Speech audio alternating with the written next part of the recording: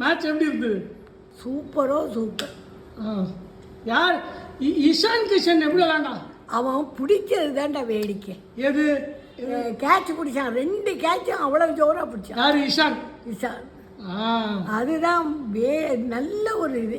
பும்ரா பத்தியா இல்லையா? பும்ரா எல்லாம் போல்ட்டு, போல்டு 3 போல்டு நல்லா இது. அக்ஷர் பட்டேலும் போல்ட்டு.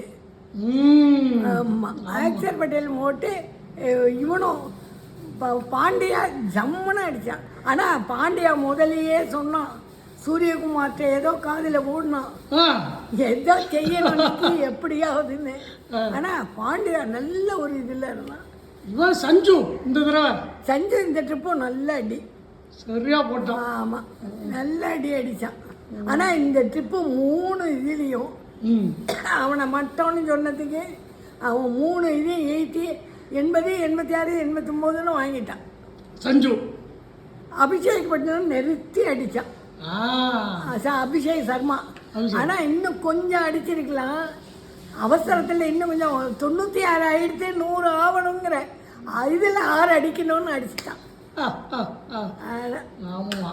ஆனா நியூசிலாந்து சரியா விளையாடல. நியூசிலாண்டில் அந்த அவன் பேர் என்னன்னு தெரியல, அவன் கொஞ்சம் நல்லா அடித்தான். ஆலன் அடிக்கிறதுக்குள்ளேயுமே விக்கெட் விழுந்துருச்சு இவனால. ஆலனா அவன் பேர் என்ன? அலன்.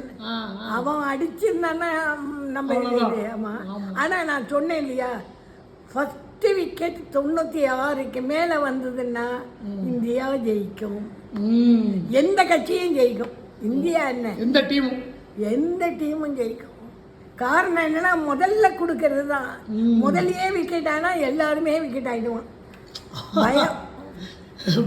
பயம் மனசில், ஐயோ அவன் அடிக்கிறமா விக்கெட் ஆகிட்டானே, நம்ம எப்படி அடிக்க போகிறோம்.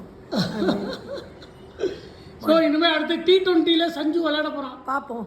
ஆமாம், அவன் தானே கேப்டன் போல இருக்கு. அப்படியா? இல்லைம்மா, ஆமாம்மா, தோனி இல்லை. போன ட்ரிப்லேருந்தே தோனி வந்து கொஞ்சம் விலகி நிற்கிறாரு. பார்க்கலாம், CSKல பார்க்கலாம். சிஎஸ்சியில் சஞ்சீவ் சம்பந்தம்.